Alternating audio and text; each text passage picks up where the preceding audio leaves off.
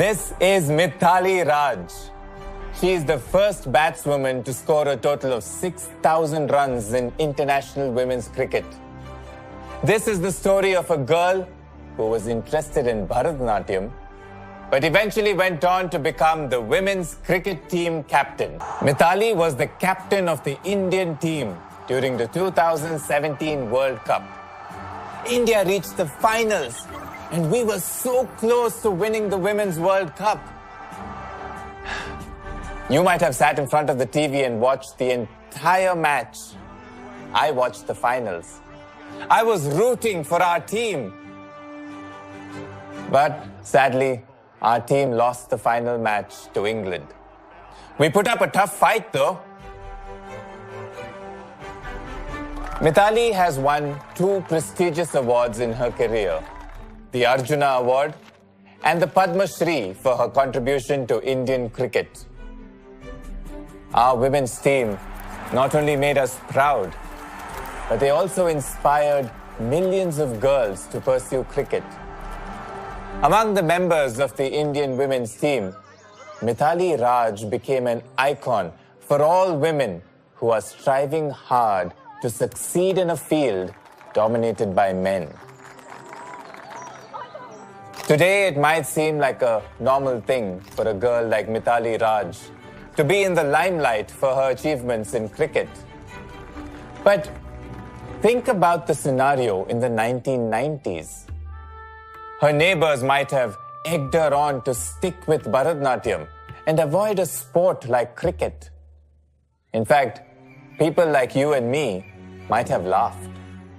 Sarcastic comments like, as if she's going to become a Tendulkar, might have been thrown at her. But she braved all odds to pursue her dream. There are countless stories of girls and women facing bias from society in their day-to-day lives. But why do these biases exist? Why do people perceive differences between genders? Most people are born with certain biological traits that make them male or female. The biological limits are decided by nature. For example, only women can have kids, while men can't. And that's how we define the sex of the person, which is a purely biological concept.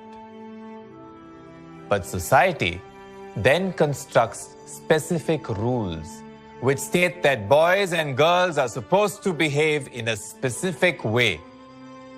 It is not based on biology. These social and cultural references associated with the sex are used to describe a person's gender. For example, the society expects men to go out and work, while women are expected to stay at home and take care of the family. Things are changing slowly, but still a large majority of people believe in such ideas. Some of your mothers might be working in an office and taking care of your home as well.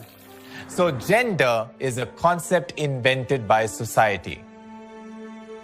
Sometimes an individual identified as a male or female based on sex organs may not relate to his or her gender at a later stage in life.